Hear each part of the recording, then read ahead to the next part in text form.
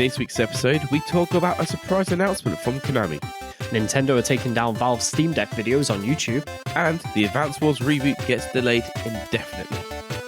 This is episode 52 of the Retro Gaming Dads podcast, the podcast for everything retro and retro-inspired. My name is Barry, and today we've got Anthony back. Hey! Sorry for the abstraction, but as you know, there was things going on that are unfortunately out of my control, and I just had to be in my family for a little bit of time. But I'm here, I'm back, and I'm ready to crack on. No worries. I didn't burn everything down, so we're all good. And Phil filled in. Well, we've got quite a lot of news, but should we go through what we've been playing over the last couple of weeks? Yes. So, well, as we've mentioned before, I'm sure they've heard, is that we've been playing some more Rainbow Six Extraction, which we're both still really enjoying. Yeah, as long as you're not playing with randomers who just leave you for dead. Seriously, going as random is just painful sometimes. Well, I've been, I would say, battling my way through Triangle Strategy, but to be honest, it's been a cakewalk so far. I've only had one mission where it's actually even posed a challenge, and I think that's because I got pretty complacent in it. I was over-leveled too early in the game, and the rest of the game is just trying to catch up with me now. Well, obviously, as you know, I've been playing Arceus. I did hear the podcast last time, and you're like, oh, Anthony's saying it's best thing since bread and butter. No, that's not the case. I do have some gripes about it, but I am still enjoying it, especially the free DLC that came out with it. Have you actually played the DLC? Yeah, I've started it. So I completed the game not last week before, and I started in the free DLC, and I've enjoyed it. It's been giving me more to do. It does give more of an element at the end of it with the endgame content. I think a good thing that you're not just doing all gyms and then that's it and you don't know what to do. You know, you've got other missions to help you after the game's finished. You've got tasks that to complete, so you're accomplishing something at least. Yeah, but I always felt that Pokemon wasn't about beating the gyms, getting the badges, defeating the Elite Four. That was not the ultimate aim of it. It was to collect all the Pokemon. Yeah, it was. Well, and that's what Pokemon Arceus is, to collect all the Pokemon to finally get Arceus, the one you want. I'm just finding it too grindy, to be honest. I don't think I've played it since Triangle Strategy came out last week. Yeah, but just because you've been waiting for Triangle Strategy. Yeah, and I must admit, Triangle Strategies, it's not a bad game. And then again, neither is Pokemon Arceus. I expected more from Triangle Strategy, to be honest. I'm enjoying it, but it's definitely not as good as Final Fantasy Tactics. So I think that game from the late 90s has set my expectations far too high for this sort of game.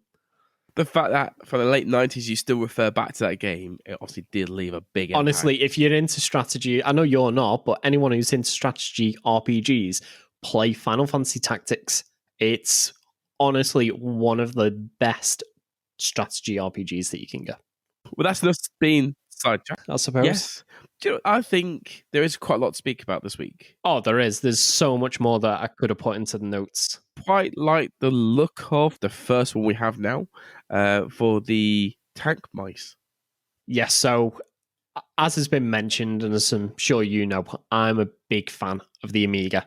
Really? And one of the defining things of the Amiga, apart from it being like absolutely fantastic gaming system, even though technically it was a PC, was its use of a mouse, and that you got it in the box with the actual system as well. Yeah. And it's a bit like Marmite. Many people either hate it or love it, or love to hate it, one of the three.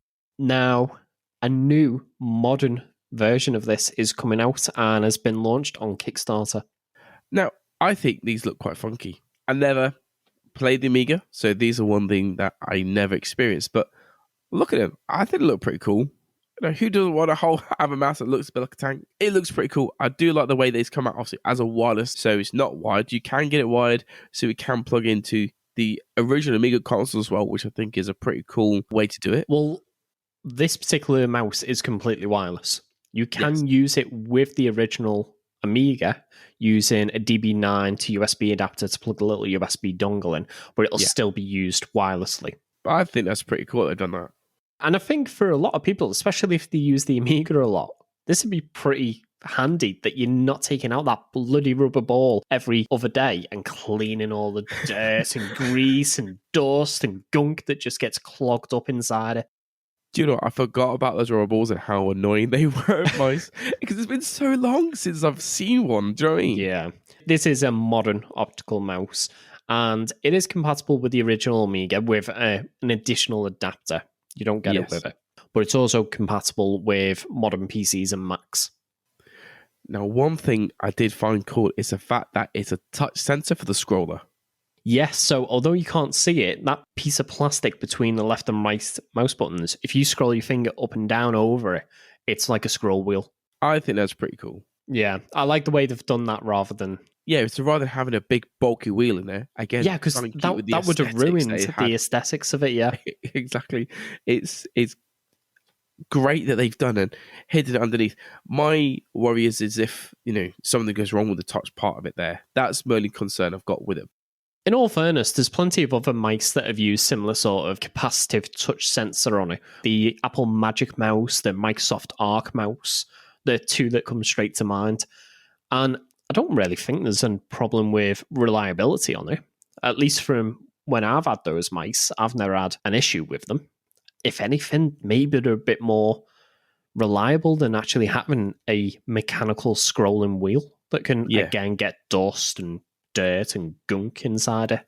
I do get what you're saying. It's like with any sort of device you get, it's just a worry of how long will something last on the device. Do you know what I mean? Yeah. Now, it's coming through Kickstarter, isn't it? Now, this has launched on Kickstarter, and just before we go any further, as we always say with these kind of things, just be mindful if you do follow the link and go through and back this Kickstarter. While I have no reason to believe that nothing will ever come from this, there's always that inherent risk with Kickstarters. Yeah, Kickstarter is a great way for people to try and get back into help them create. And again, you will get rewards back for Kickstarter at certain prices, but it's always one of those where something or other could go wrong, which could cause it not to come to fruition. And you just need to be mindful, really. But if you do choose to pick one of these up through the Kickstarter, you can do for €36, and I believe it's €8 worldwide shipping as well, which is going to be about €10 cheaper than what they intend to sell this at when it finally gets launched. And it is due to start shipping in November as well. So it's not that long way at all, is it? No, it's not. But what I will say is anyone who does want one of these tank mooses, mooses,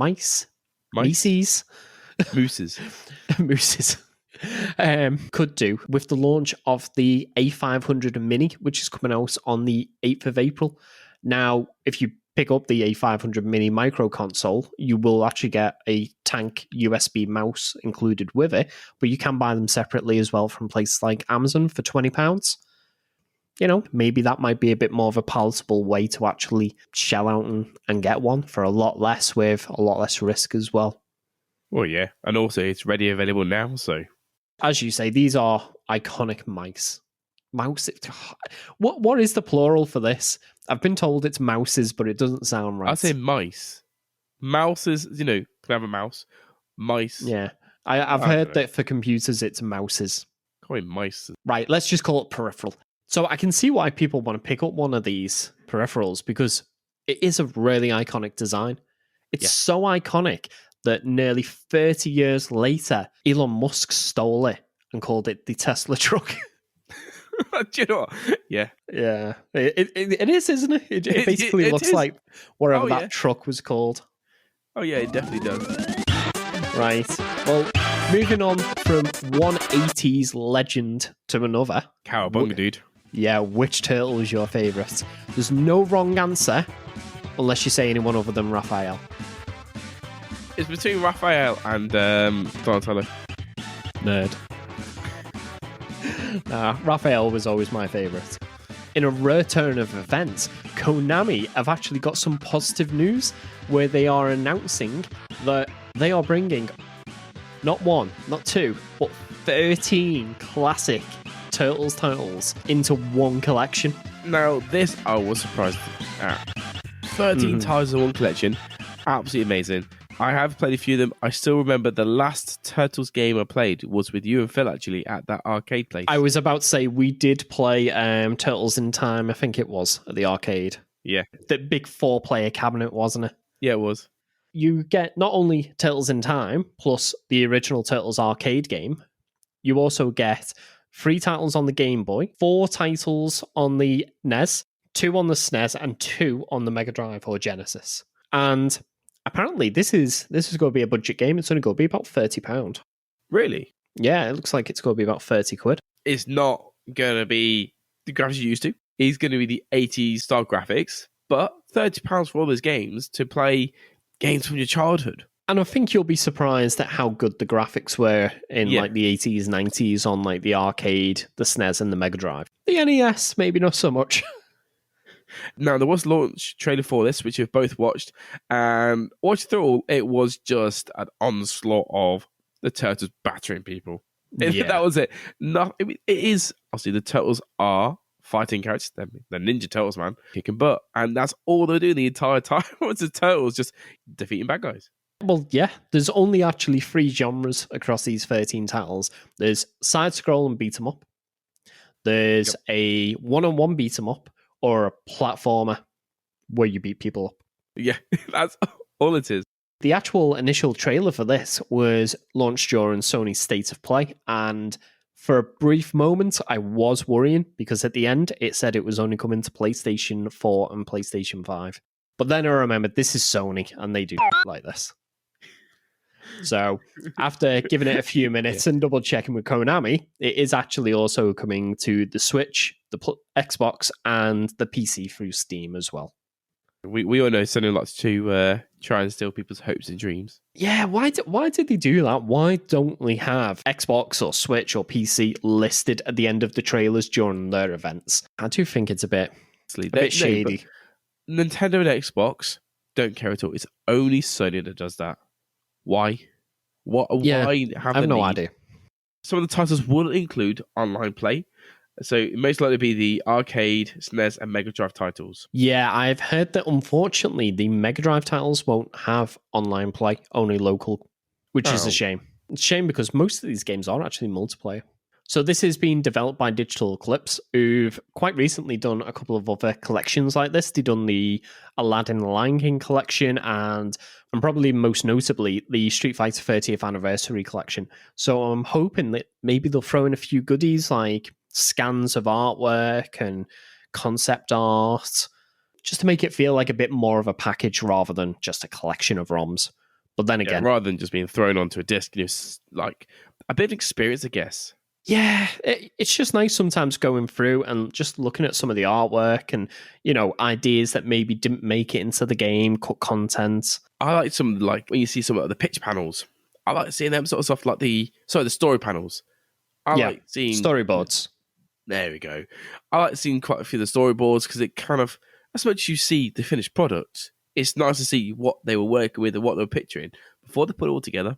Then again, though, this is Konami, so maybe it is just a bare minimum viable product that they'll kick out the door and hope for some money. And don't forget as well, not only do we get this collection, but later in the year, we're also getting Teenage Mutant Ninja Turtles Shredder's Revenge as well.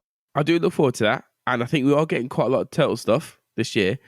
Do you think they might be releasing any? Well, obviously, I know they won't, but do you reckon that there'll be any other sort of like Turtle series following on from these, or?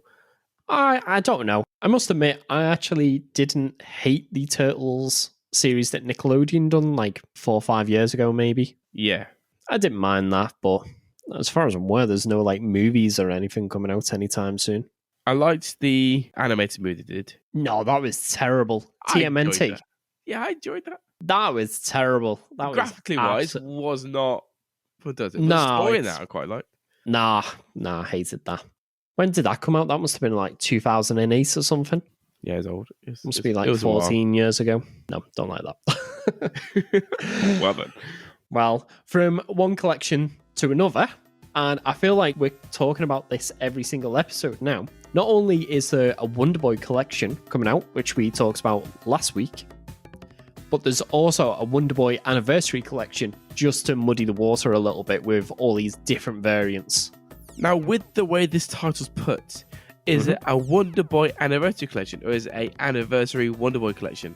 I believe, although it looks like it's written as Anniversary Wonderboy Collection, when I've seen it advertised on Strictly Limited Games website, it's labelled as the Wonderboy Anniversary Collection.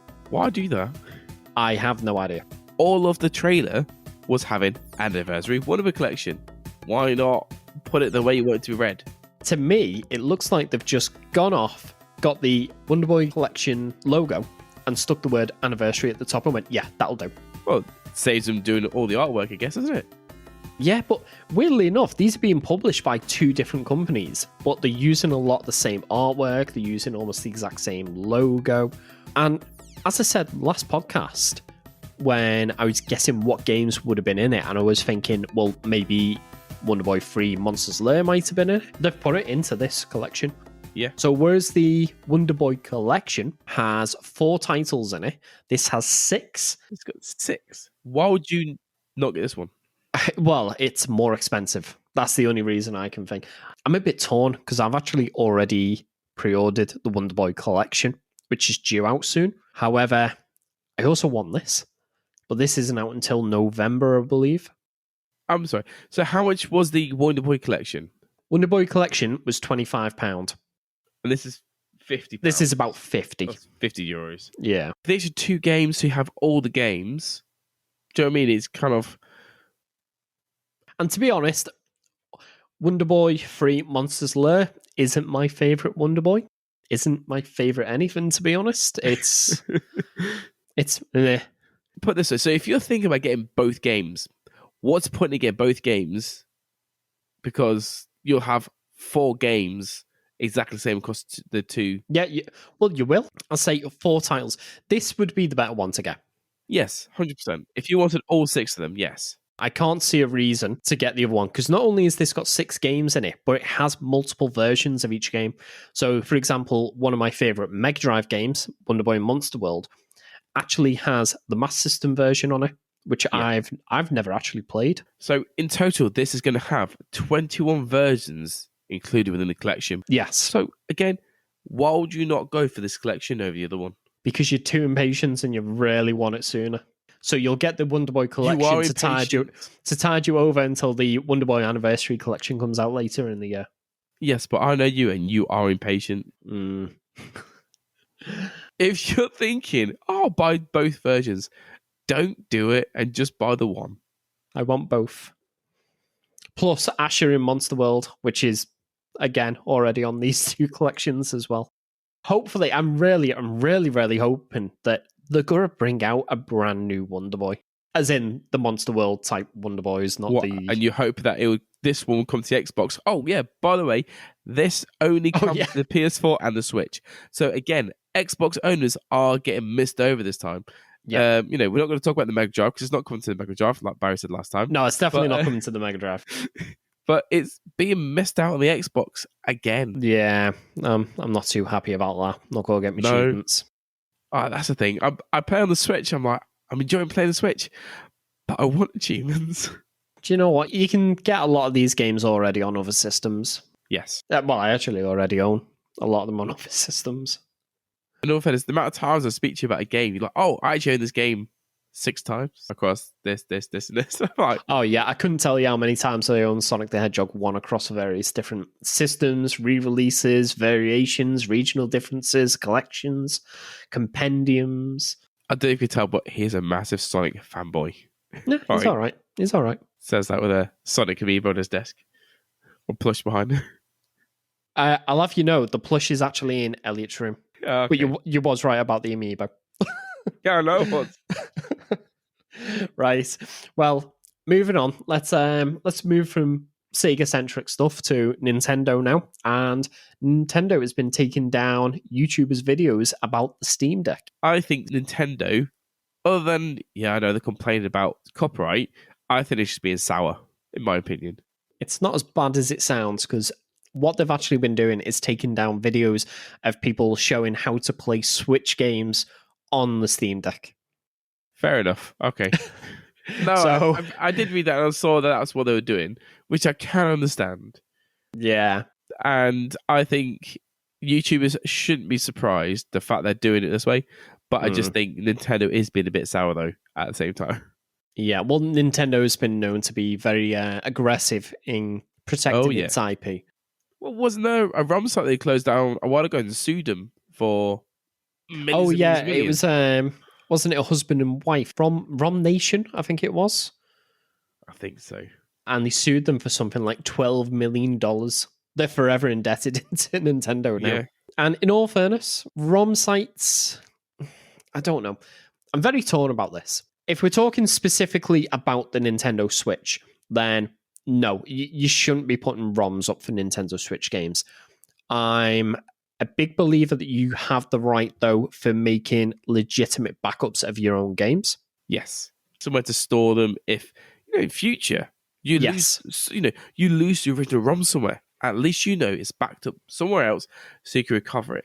And it is, in all fairness, it's for the history. It's to preserve the history of these games. I actually believe that if you were to lose your cartridge, you no longer have that right, really, to use the ROM either, even if it's your own ROM. Yeah. I do believe that you have the right of making the backup so that you're not maybe putting your cartridge under undue wear or potentially in situations where you may lose it. How many people used to buy, I don't know if you remember these, but used to buy a CD or cassette tape and then make a copy of it to put in your car?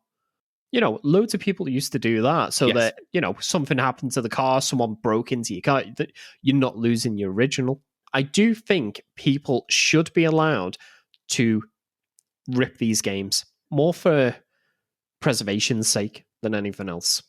I think there should be some sort of global gaming head or something. And something like the Internet Archive should be allowed to archive all these titles. If Sony, Microsoft, and Nintendo put their head together and then try and, I don't know, find a third party that can help out and work with to preserve their ROMs for the games. So then at least it is part of history. It's something to hold on to that we can look back on, and maybe have a website to go to and look at different ROMs they've got on it. Obviously not be able to download them and everything else, but to be able to see how they are preserved, we need to be looking after our history because so many of these games, people have so many memories on. It's all down to preservation. Anything could happen, but if they had it stored somewhere. One of the best examples of this is, I think it was on the Wii, when Nintendo re-released the original Super Mario Brothers. They didn't have the original ROM any longer, so they actually took someone else's rip of the game and packaged it and sold it on the Wii eShop, or the Virtual Console, sorry. Wasn't there a game on the PlayStation where they lost a ROM for a game and they found it on the PlayStation game? That was the source code. That was for Diablo. Okay. Yeah, they lost the source code for Diablo and it just happened to be on the PlayStation version of the game. But still, again, the source code could be stored somewhere and they could retrieve it, but how do you lose a source code? Do you know what I mean? Well, I think in some cases, especially early on, I don't know how true this is, but I remember reading that Square, when they were making Final Fantasy 8 and 9, just overwrote hard drives with the data for Final Fantasy 8 once they'd finished the game. So they never preserved the actual source code for it, which is why it became so difficult to actually get a re-release of Final Fantasy 8. I think it was best part of like 20 years. Stupidity. Absolute stupidity. So going back to this, I do understand why Nintendo's gone and blocked these because it's showing how to emulate them on the Steam Deck. I do get it. YouTubers, don't be surprised. You are basically telling people how to hack Switch games onto Steam Deck, which Nintendo didn't intend to happen. In all fairness, I don't think these videos were showing you how to hack your Switch. They were showing you how to play the ROMs on the Steam Deck. Even though they weren't telling you where to get the ROMs from, they were still showing you how they played or how to put them onto your Steam Deck. You torn. I do think Nintendo have every right for it, especially with a current gen system. Yeah. But if they start going on and stopping people from showing how to play NES games or SNES games, Game Boy games. yeah, again, especially if they're not first-party Nintendo titles as well, because there's such a large library of games that are stuck on these old systems. And it's not as if Nintendo actually have any sort of way to purchase these games Oh, and like to play DS them on current games. systems. Well, You can't yeah. get any DS games. They closed the marketplace down. Well, you won't be able to once they close the store later next year. So I bought quite a lot of virtual console titles on the Nintendo Wii, and it was fantastic that I could take them across to Nintendo Wii U. But then when the Switch came out, there was no way to carry them across again. And that's it, stuffed. And quite often, Nintendo will expect you, oh, well, just buy them again. Well, sometimes you can't. One example, I had Sonic Chaos on the Nintendo Wii. I can't play that anymore. But at the same time, I also can't re-buy it on the Switch. Yeah. And these are just little tiny ROM files. Surely Nintendo could have gone, well, we've got 10 consoles that we have in the virtual console systems.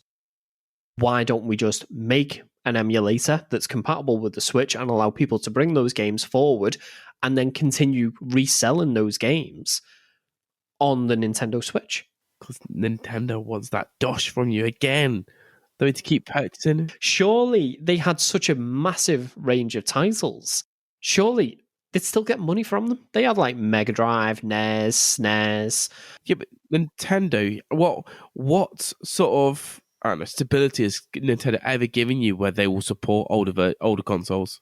Well, not very good, to be honest. There you go. Look how many games that you may have purchased even for, just the recent, from the Game Boy to the DS and everything else like that. None of those games can be played on your Switch at all. Can't play any of the older Pokemon games. You can't play any other games at all because they're not even in the library on the Switch at all. So they've not even tried to make a way for it to be emulated across. They could easily do that. They could easily put the ROMs onto the Switch library to be exactly easily do it. It's not as if the Switch isn't powerful enough to do that. I mean, it blatantly is. I'm not being funny. I've had RetroArch on my Switch and been able to play all these games without any issue whatsoever. Well, that's the other thing. They still use cartridges like they did for the DSs. Why not leave it compatible with the DS games and just put the Switch games as similar as the DS? Do you know what I mean? Well, I can understand that. That might be for the rate at which it can transfer data across. Or just have another port where you can put a port for the DS and a port for the Switch games. They could easily put different things in place to make it so you can preserve your older games, but they haven't. Yeah, I think that's asking too much. But I think asking to be able to carry your digital library across from one generation to the next isn't too much to ask. Not being funny, Microsoft have been doing it. They've been doing it since the original Xbox, essentially. You could play a lot of original Xbox games on the 360. There's tons of supporters still. Then Xbox One added backwards compatibility. Anything that's Xbox One compatible can be played on the Xbox Series X. Even Sony do it, and that's saying something. When people got their PlayStation 2s, they could chuck their PlayStation 1 controllers, memory cards, and games into the system. Play it. Even when the PlayStation 3 came out, to at least some degree, it was backwards compatible. Some systems were backwards compatible with the PS1 and the PS2, and some just the PS1. The players ask for backwards compatibility. They scream for it. How much backlash did the Xbox get when they said the Xbox One wasn't going to do it? And they put it in, and the players have been so thankful for that. And in all fairness, they didn't just put backwards compatibility in. They absolutely devoted the Xbox to a lot of backward compatibility. Yeah. The amount of work that's gone into that has been exponential, and they've done a fantastic job for the player base. So Nintendo needs to take note here and be like, we probably should do something for the players for once.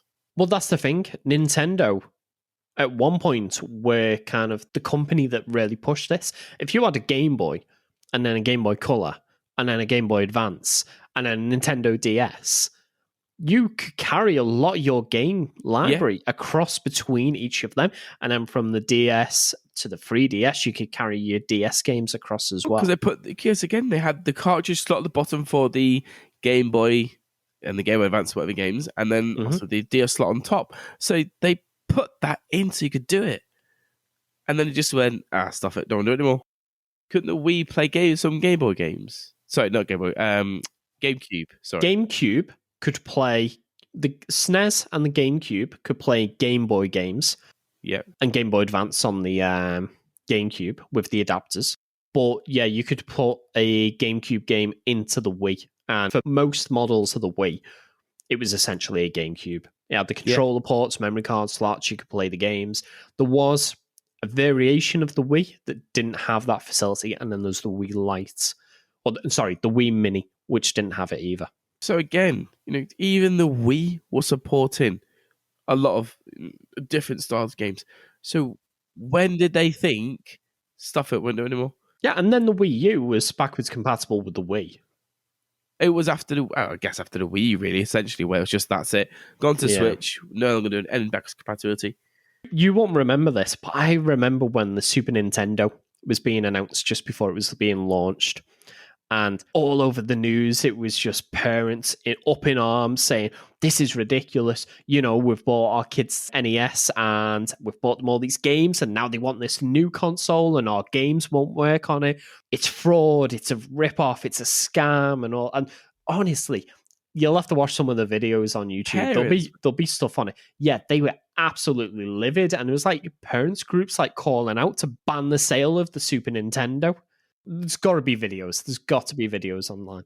Our video game industry is hotter than ever this season, and one good reason, Nintendo has introduced some hot new toys. But have things gone a bit too far? This evening, Ken Shockney wraps up a special report on Video Mania.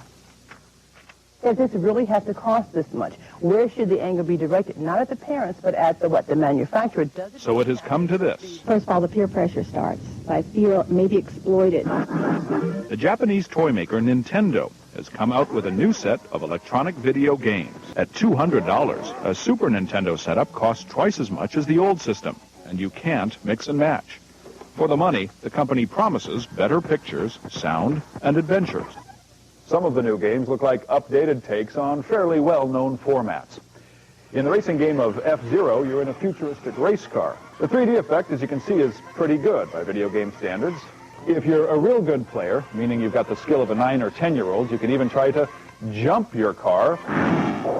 But look out, if you miss, the game lets you know your status.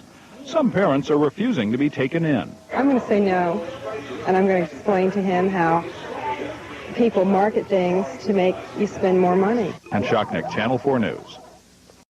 Where's the parent support now when Nintendo's doing it now? Yeah.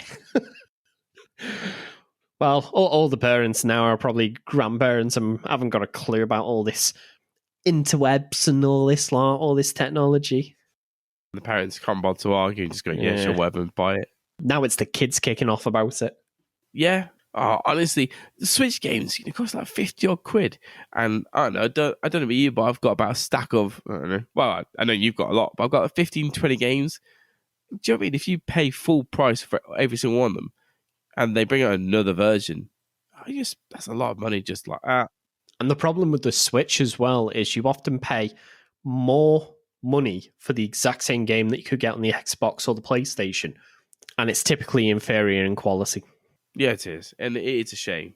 But before we move on to our next story, if you've enjoyed this podcast, we'd love to hear from you. The best way to do this is by leaving us a review on your favorite podcasting app. It'll only take a minute, and it is really, really appreciated. If you would like to support us further, you can always visit our Patreon page and become a member for as little as £1 per month. For this, you'll receive early ad-free versions of the podcast, and we'll give you a shout-out on the next episode. Which, speaking of which, thank you once again to Short Gizmo for your patronage. Woohoo!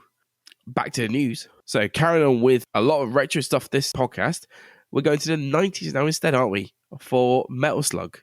Retro stuff on this podcast. God, imagine that. Well, it's very retro heavy. Sometimes it's a bit light and it's like we're going to do retro inspired, but this is very much full on retro this time. Yeah, so we'll kind of carry on from what we were just talking about having a way to play all these old titles. One service that seems to be having a good crack Really at doing it, to well. be honest, Yeah. is PiePacker. And we have talked about them quite a few times on the podcast. We have. So- and we keep saying we want to play it again because it's been a while since we've been able to sit down and really dig into PiePacker.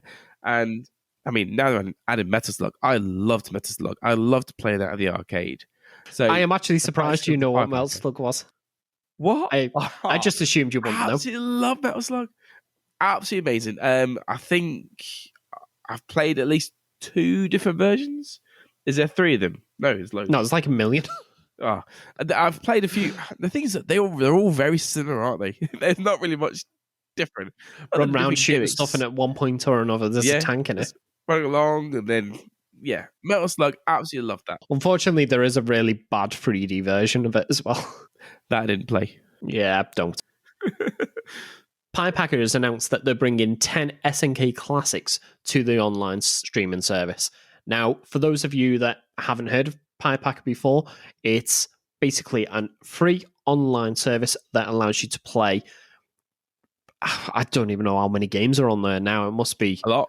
dozens and dozens and dozens of titles, all through your web browser. So nothing to download, nothing to install. You can just connect up your favorite wireless controller to your PC or laptop. Yep. Start streaming straight away with a friend, and you get put into like this little. It's like a room. It's like a private room, and not only is it a private room, like I said, it's with your friends. But then you can have a webcam on, so you can see your friends down the side of your screen as you're killing them and seeing them just wallow in pity, just like no. Yeah, or if someone's listening, you can actually accuse your friends as being cheaters when you're playing Worms World Party or whatever it was. That's never going to be lived down. That was definitely his own doing. Yeah, Nothing absolutely. to do with us. But he heard the button press. Oh, He heard the that's it. button press. Right. Well, as you just alluded to, we're getting a couple of Metal Slug titles. We're also getting the fantastic King of Fighters 98, which, dare I say, is probably one of the best 2D fighting games ever. And I will absolutely die on that hill. Samurai Showdown 4, again, fantastic. Last Blade 2. Yeah, again, fantastic. Sengoku 3. I think I've played that one. I haven't actually played that one, I don't think. And Baseball Stars. Another sport one. Yes. Yeah, I don't know. I've never played it. There's too many sport games on there, though. They have also announced that Real Bout Fatal Fury Special will also be coming as well as another 2 titles on top of them. Yeah, maybe another 2 on top of that. Yeah. Yes, that was 7. Yeah, another 2 after that. These are fantastic additions to the service. And again, if anyone wants to give it a go, it's in beta at the moment. You can sign up for free at PiePacker.com. We're not sponsored, but if PiePacker wants to, sponsor us, we won't say no. No. However, PiePacker were very generous a while ago to give us accounts, which is fantastic. We did get early access to this. We did. We absolutely loved it. We rinsed it for like a good few weeks, didn't we? Yeah, the range of games for this have just come on leaps and bounds. And they're for all sorts of different systems. Well, there's quite a few first-party games, isn't there, as well? Yeah, they do have a couple. The only one I can think of is that Bomberman clone. Was the Magician one, or was that just a... Are you on about Micro Mages, where you just kept killing me, even though we were supposed to be helping That was each other? Phil. Phil kept jumping your head. Yeah. Blame me for that. Yeah, I bet you would have if you could. That was actually a NES game, a modern NES game that was put on there as well. Yes. Plenty of titles. Plenty of classic and retro-inspired titles that you can just go and play for free in a browser. So if you want to pay a bit extra and bring your own ROM, you can maybe pick your favorite Super Nintendo beat 'em up, or maybe play a bit of Secret of Mana with 2 of your friends, and you can stream that completely across the internet. You can. It's so easy and simple to do. I can't tell how easy it is. There's no download. Even Anthony figured it out. Why are we friends? Tomb Raider is diving to another console. Yep, so only a couple of episodes since we were talking about this being ported to the Game Boy Advance, someone has now ported it to the Mega Drive and the 32X. Again, people have too much time on their hands, man. Well, this is the same guy. That's what I was meaning, too much time in their hands. And I don't know if you've watched the video, but it runs really poorly. Although, in his own words, he hasn't optimized it at all yet. But graphically, I am really impressed at how good it looks. I would dare say this looks on par, if not better than the Sega Saturn version that came out. Really? Yeah, it looks really, really clean, just really choppy. That's the issue. Is this guy trying to make Tomb Raider the new Doom? Yeah, I think so. It's just the fact that it's ported onto so many different consoles. Like, why? Because he Does can't. he love Tomb Raider that much? Well, I went to his website to have a look and found myself playing Tomb Raider in my web browser on my iPad. I was like, hang on a minute, I came here doing research. Why am I playing through the first stage of Tomb Raider? On Tomb Raider. So the first stage, is that at the mansion, like going through training? No, although it did look like I could go through the mansion. Because it took me to the title screen, I just clicked new game. I thought, oh, this is a snazzy website. You know, he's made it look like the Tomb Raider title screen. And I just clicked on the passport and was like, oh, I'm actually playing the first stage of Tomb Raider. What's going on? I remember a lot of the Tomb Raider game, but the main part I remember is running around the mansion grounds and doing like the sort of courses and just do a bit like around it. Yeah, and I think most people remember locking the butler in the freezer. Oh yeah, that was on Tomb Raider 2, that one. But as he shuffles up after you go, and you just hear the tray clanging, you're like, he's coming for me. Do you know what? It makes me wonder what could have been had Sega just not like messed up royally with the 32X. Because ultimately, there was only about 40 titles that were ever released on the system, and that's worldwide as well. I think we got less than 30 in PAL territories. Well, that's the thing. It's just sometimes, unfortunately, game developers don't really utilize the console to a full extent. Well, and this is one of them, I do guess. you know the history of the 32X? Partially. I know you did. I remember you did tell me. So, like, really quick version of it is it was supposed to be a stopgap between the outgoing 16-bit Mega Drive and the 32-bit consoles that were coming out. And it was developed by... Yeah, it's an attachment. And it was developed by Sega of America. The Mega Drive outside of Japan, in like North America and Europe, and South America, even in like Brazil, was doing really, really well. So Sega of America obviously wanted to extend its life, get as much as they could out of it. So they released the 32X add-on, which gave it a more powerful processor, more colors that it could display, some rudimentary 3D capabilities as well. However, they launched the Sega Saturn within a year of this coming out. Which then obviously everyone just thought stuff it. All the developers that were developing for it thought, why am I making for this? Why don't I port across to, say, the Sega Saturn or the Sony PlayStation that are using CD-ROM based discs, which are cheaper to make than the cartridges? Yeah. They shot themselves in the foot there. Yeah, they just handled it really, really poorly. But unfortunately, it never really got to stretch its legs and see what it was capable of. Because potentially you could actually use the Mega Drive, the Mega CD, and the 32X all together. Yeah. So you could have the 32X doing like the Tower Power, the actual graphics of the game. You could have the Mega Drive doing the backgrounds and maybe some sound effects, and then have the music streaming from the Mega CD. So you could potentially get some pretty impressive games. In fact, do you remember I think it was the first game we done for our Retro Games Club? Castlevania Symphony and Night. Yes. That was originally going to be a 32X title. Then it got moved across to the PlayStation. Part of me thinks, obviously Sega was in the console industry for quite a while. And I do remember having a couple of Sega consoles. Do you think that Sega could have stuck around a bit more if they'd have been a bit more careful? They literally went on top with the Mega Drive. Yeah. To the Saturn killing them. And exactly. It's not because the Saturn is a bad console. In fact, it's probably one of my favorite consoles of all time. It's how Sega of America and Sega of Japan did not work together. There was really poor communication. They just weren't on the same sheet.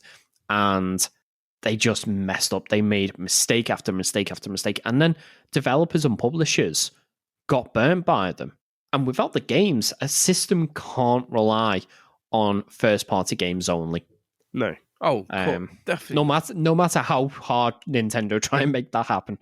Yeah, while the Sega Saturn was out, even before the Dreamcast got announced, the head of Sega of America said the Sega Saturn is not our future. Yeah. So you're saying that about the only console that you have on the market? Well, they just put the nails in their own coffin. Obviously, people are going to go, oh, I'm not going to buy a Sega Saturn now. I'll go buy a PlayStation or a Nintendo 64. Yeah. It's a shame. Sega could have gone a long way here. But they could have killed themselves. Ultimately, they were in the console business for less than 20 years. In fact, it's been longer now since they exited the console business than it was that they were actually in the console business. You never know. One day I might turn and go, oh, hang on, we're a new console. Here you go. But it won't happen, though. There's no chance. They won't. There's no reason for them. No. There's not enough room for a fourth console. No, there isn't. Like, the Steam Deck is basically a mini PC. So it doesn't really... I wouldn't say it really classes as a console. Even if you class it as a console, that is not going to be a successful console. No. It's going to be a popular console, but it will not sell. I'd be surprised if it sells tens of millions of units. Yeah. Let alone, the 40, 50, 100, 150 million that some consoles manage to achieve. Well, especially down to demand. I mean, how much have they got ready, and how much is... Do you know what I mean? They haven't sold that many with each quarter. I think if they had an unlimited supply of them, they still wouldn't sell console sort of numbers. It is essentially a niche product. It is for pretty much PC enthusiasts. So, the next question is, what console do you reckon that the gold port Tomb Raider onto next? Or fridge, or potato, or... Well, to be honest, I'm pretty certain it can already run on some fridges. Some of those Samsung fridges with the giant Android tablets on it. I think realistically, as far back as they could go, and we did mention this last time, was probably the SNES. Yeah. I think that would be an absolute push. I don't realistically think you'd get the original Tomb Raider running on anything below that. What about the Sega handheld? Which, the Game Gear? Yeah. No, not a chance. No. There's no 3D capabilities in it at all. If they could get it on that, then you could get it on a Master System. So I think 32X, maybe the SNES would be as far back as you could go console-wise. Well, from looks at this guy's too much time in his hands, and it looks like he will keep going. So, our final piece of news, unfortunately, Advance Wars 1 and 2 Reboot Camp has been delayed yet again, but possibly not for the reason you'd expect. It was due for release on the 8th of April, but the title is now unfortunately indefinitely delayed. So, whilst Nintendo did not specifically mention the ongoing Russian invasion of Ukraine, it is obvious from what they said that they were referring to it when they said, in light of recent world events. Yeah, and this isn't the first time that this has been delayed. So it was originally due for release in December, and it got pushed back to spring just so they could get a bit more polish to it. And it's not even the first time that the Advance Wars series has run afoul of real-world events. The original title on the Game Boy Advance was actually released in the US on the 10th of September 2001, just a day before the tragic terrorist attacks on the World Trade Centers, which actually led to it being cancelled outright in Japan. So this series hasn't had a great run, should we say? It's not, and although there'll be plenty of people that are disappointed that the game isn't coming out, I think pretty much everyone's understanding that it's going to be, at best, tone deaf to release it. Bit of a sour taste. Yeah, it's going to be completely tone deaf to release it at this time. So yes, I don't think they'll rush to announce another release date for it. From just a purely business point of view, this is never going to be a massive seller for Nintendo. So they can keep hold of it for another 6 months, a year, and release it at a later date. Once more, on that downer, that's the end of this episode. So if you'd like to find out any information for anything we've talked about in this podcast, you can do at the full show notes available at retrogamingdads.co.uk. We've been the Retro Gaming Dads, and we'll catch you next time.